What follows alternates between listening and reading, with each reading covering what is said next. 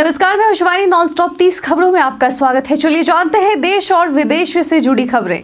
नए tax slab से मिलेगी बड़ी राहत। 2025-26 के वित्तीय वर्ष से लागू होने वाले नए टैक्स स्लैब के अनुसार 12 लाख रुपए तक की आय पर अब कोई टैक्स नहीं लगने वाला है। वित्त मंत्री निर्मला सीतारमण ने इस बदलाव से मिडिल क्लास को राहत देने की कोशिश की है और इसे 1 अप्रैल 2025 से लागू किया जाएगा। सुप्रीम कोर्ट ने अवैध प्रवासियों की हिरासत पर सवाल उठाया। सुप्रीम कोर्ट ने अवैध बांग्लादेशी प्रवासियों की अनिश्चितकालीन हिरासत पर सवाल उठाया और केंद्र से जवाब मांगा। अदालत ने निर्वासन प्रक्रिया में देरी को लेकर चिंता जताई और 2009 के परिपत्र के पालन में सरकार की विफलता पर सवाल उठाए। मामले की अगली सुनवाई 6 फरवरी को होगी। उत्तर भारत में मौसम में बदलाव। दिल्ली, एनसीआर और उत्तर भारत में मौसम अचानक बदलने वाला है। पश्चिमी विक्षोभ सक्रिय होगा जिससे 4-5 फरवरी को हल्की बारिश और बर्फबारी की संभावना है। तापमान में गिरावट के साथ कोहरे का भी अलर्ट जारी किया गया है। जम्मू कश्मीर, हिमाचल प्रदेश, राजस्थान और उत्तर प्रदेश में मौसम का असर होगा। रेलवे की कमाई में बम्पर वृद्धि। रेल मंत्री अश्विनी वैष्णव ने बताया कि भारतीय रेलवे का राजस्व 2025-26 में 3 लाख करोड़ रुपए पार करेगा, जिसमें यात्री यातायात से 92,800 करोड़ रुपए की कमाई होगी। एसी ट्रेनों और वंदे भारत जैसी प्रीमियम सेवाओं से कमाई में बढ़ोतरी हो रही है। वक्फ किराएदारों के अधिकारों पर चिंता। संयुक्त संसदीय समिति ने वक्फ संपत्तियों में वर्षों से रह रहे किराएदारों की समस्याओं को गंभीरता से उठाया है। दिल्ली में 75 साल से रह रहे किराएदारों की चिंता है कि उन्हें अधिकार नहीं मिल रहे और वक्फ बोर्ड द्वारा अत्यधिक किराया बढ़ाना और बेदखली की धमकी दी जा रही है। राम मंदिर ट्रस्ट का पब्लिक अथॉरिटी सवाल। दिल्ली हाईकोर्ट ने केंद्रीय सूचना आयोग को यह तय करने का निर्देश दिया है कि राम मंदिर ट्रस्ट एक सार्वजनिक प्राधिकरण है या नहीं। यदि यह प्राधिकरण माना जाता है तो इसे सूचना के अधिकार यानी आरटीआई अधिनियम के तहत नागरिकों को जानकारी देने के लिए बाध्य किया जाएगा। भूटान भारत संबंध और सुरक्षा महत्व। भूटान का भारत के लिए भू रणनीतिक महत्व बढ़ा हुआ है। खासकर चीन से विवादित डोकलाम क्षेत्र को लेकर भूटान भारत के चिकन नेम कॉरिडोर में स्थित है, जो देश की सुरक्षा के लिए अहम है। दोनों देशों के बीच मजबूत संबंध क्षेत्रीय सुरक्षा और सामरिक हितों के लिए महत्वपूर्ण है। जियो का 999 रुपए का प्लान। जियो का 999 रुपए का प्लान 98 दिन की वैलिडिटी के साथ 196 जीबी डेटा, जिसमें 2 जीबी रोजाना, फ्री कॉल्स, 100 SMS प्रतिदिन और अनलिमिटेड 5G डेटा देता है। इसके साथ ही जियो सिनेमा, जियो टीवी और जियो क्लाउड का एक्सेस भी मिलता है। 899 रुपए वाला प्लान 200 जीबी डेटा और कुछ अतिरिक्त लाभ देता है। पेट्रोल डीजल जीएसटी में नहीं आएंगे। केंद्रीय पेट्रोलियम मंत्रालय ने राज्यसभा में बताया कि पेट्रोल और डीजल को जीएसटी के दायरे में लाने का कोई विचार नहीं है। जीएसटी काउंसिल ने अब तक इस पर कोई सिफारिश नहीं की है। राज्य सरकारों ने भी इसका विरोध किया है। नई सस्ते रिचार्ज प्लान्स लॉन्च। जियो, एयरटेल और वीआई ने TRAI के दिशा निर्देशों के बाद नए किफायती रिचार्ज प्लान्स पेश किए हैं। इन प्लान्स में 84 दिन और 1 साल की वैलिडिटी मिलती है, जिसमें अनलिमिटेड कॉलिंग और सीमित SMS शामिल है। सभी कंपनियों के प्लान्स में कॉम्प्लीमेंट्री एप्स का भी एक्सेस है। पीएम मोदी ने चंद्रिका टंडन को दी बधाई। प्रधानमंत्री नरेंद्र मोदी ने भारतीय अमेरिकी गायिका चंद्रिका टंडन को उनके एल्बम त्रिवेणी के लिए ग्रैमी अवार्ड जीतने पर बधाई दी। उन्होंने भारतीय संस्कृति को बढ़ावा देने के लिए उनके प्रयासों की सराहना की और 2023 में मुलाकात का जिक्र किया। चंद्रिका ने बधाई के लिए आभार जताया।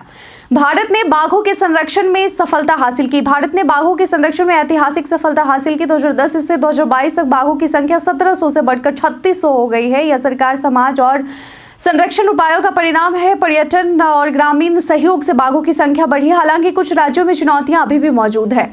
होलिका दहन 2025 की तिथि और मुहूर्त कुछ इस प्रकार है। होलिका दहन 2025 की तिथि 13 मार्च को रात 11:26 से 12:23 तक होगी, जबकि होली 14 मार्च को मनाई जाएगी। इस साल भद्रा का साया रहेगा, इसलिए होलिका दहन रात 11:26 के बाद या भद्रा पुंछ के दौरान ही करना शुभ रहेगा। सरकार ने 70 से 90 घंटे काम प्रस्ताव को खारिज किया। सरकार ने बताया कि वह सप्ताह में 70 से 90 घंटे काम करने के लिए किसी प्रस्ताव पर विचार नहीं कर रही है। श्रम रोजगार राज्य मंत्री शोभा करंदलाजे ने लोकसभा में कहा कि इस तरह का प्रस्ताव सरकार के विचाराधीन नहीं है और श्रम कानूनों का पालन राज्य और केंद्र सरकार करती है। Vivo V50 launch. 6000 mAh battery. Vivo V50 smartphone Bharat में 18 फरवरी 2025 को लॉन्च होगा। इसमें 6000 mAh battery, 50 MP dual rear camera और 50 MP फ्रंट कैमरा होगा। इस फोन में 3D स्टार टेक्नोलॉजी और JEISS पोर्ट्रेट स्टाइल्स भी होंगे और यह भारत का सबसे स्लिम 6000 mAh बैटरी वाला फोन होगा।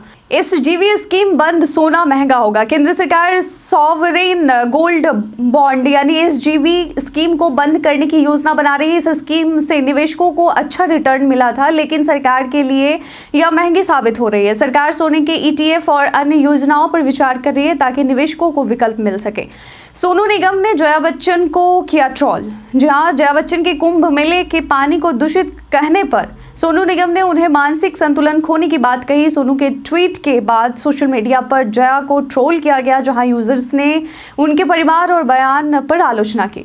व्हाट्सएप लाएगा private chat event feature. WhatsApp ने प्राइवेट चैट के लिए इवेंट शेड्यूल फीचर को रोल आउट करना शुरू कर दिया है, जिससे यूजर्स बिना कैलेंडर ऐप के अपनी प्लानिंग कर सकते हैं। इसके साथ ही नया व्यू वंस मीडिया फीचर भी आने वाला है, जो मल्टीपल डिवाइस पर काम करेगा। फिलहाल ये फीचर्स iOS बीटा यूजर्स के लिए उपलब्ध है।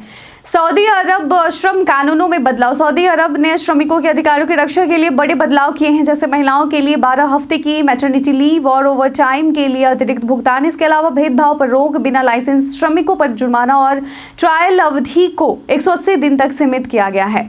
पीएम मोदी का प्रयागराज दौरा। प्रधानमंत्री नरेंद्र मोदी 5 फरवरी को प्रयागराज में महाकुंभ मेले में भाग लेने पहुंचेंगे। वह संगम में पवित्र स्नान करेंगे और नाव से अरेल घाट जाएंगे। उनका दौरा सुबह 10 बजे एयरपोर्ट से शुरू होकर दोपहर 12:30 बजे वायुसेना विमान से समाप्त होगा। आरसीबी के नए कप्तान पर सस्पेंस। आरसीबी की कप्तानी के लिए अभी कोई आधिकारिक घोषणा नहीं हुई है। फाफ डु प्लेसिस के जाने के बाद विराट कोहली को फिर से कप्तान बनने की उम्मीद जताई जा रही है, लेकिन आरसीबी के CEO ने कहा कि टीम में कई लीडर हैं और इस पर अभी विचार चल रहा है।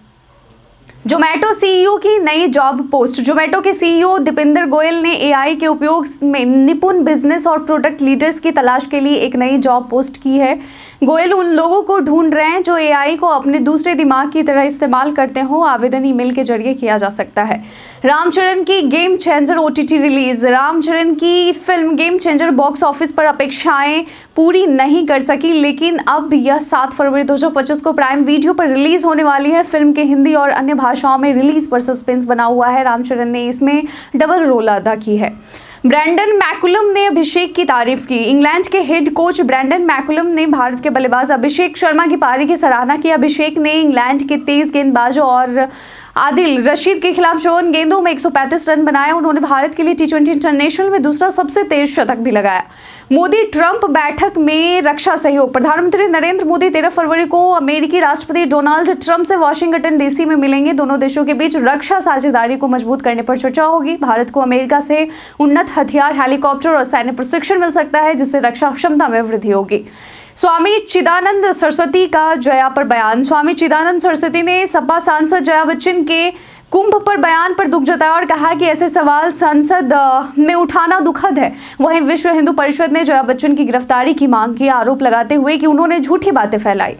विंध्य धाम में श्रद्धालुओं का रिकॉर्ड सैलाब। प्रयागराज महाकुंभ और गुप्त नवरात्रि के दौरान विंध्य धाम में 74.5 लाख श्रद्धालुओं ने मां विंध्यवासिनी के दर्शन किए। 23 दिन में 30 लाख से ज्यादा वाहन मिर्जापुर से गुजरने के साथ 10 लाख श्रद्धालुओं ने एक दिन में मंदिर में पूजा की। वसंत पंचमी पर भी 3.5 लाख यानी 3,50,000 भक्तों ने दर्शन किए।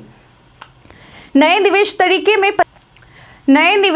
में 500% की वृद्धि। मार्केट रेगुलेटर सेबी के अनुसार एक ही पैन कार्ड पर कई डीमैट अकाउंट खोलने की प्रवृत्ति 504% बढ़ी है। 504% बढ़ी है। 2016-17 से 2023-24 में यह संख्या 61.8 लाख से बढ़कर 3.73 करोड़ हो गई है। इसका मतलब है कि देश में शेयर बाजार और म्यूचुअल फंड में निवेश बढ़ रहा है। नाविकों की हड़ताल से काशी में पर्यटन ठप। वाराणसी में नाविकों ने प्रशासन की कार्रवाई के विरोध में हड़ताल शुरू कर दी है, जिसके कारण गंगा में नौकायान बंद हो गया है। इससे पर्यटकों को मुश्किलों का सामना करना पड़ रहा है और घाटों पर भारी भीड़ के बीच आरती भी स्थगित कर दी गई।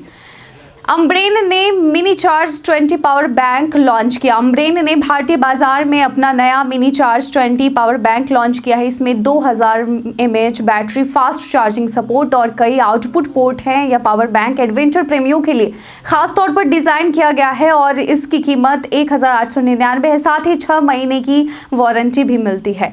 बीते दिन हमारे द्वारा पूछे गए सवाल का आप लोगों में से बहुत लोगों ने अपना जवाब में कमेंट सेक्शन में लिख कर दिया था। जिन्होंने पूछे गए सवाल का जवाब दिया उनके नाम है नौशाद रजा, अमरजीत यादव, रवि रंजन कुमार, एमडी शाकिर हुसैन, जितेंद्र ठाकुर, संजीव कुमार, पीयूष शर्मा, गोलू कुमार, राकेश मिश्रा और अमित कुमार। जया बच्चन ने महाकुंभ में संगम के पानी को जिस तरह से दूषित बताया है, आप उनके स्टेटमेंट पर क्या कहना चाहेंगे? अपना जवाब में कमेंट सेक्शन में लिखकर जरूर बताइएगा। आज के बुलेटिन में बस इतना ही। धन्यवाद।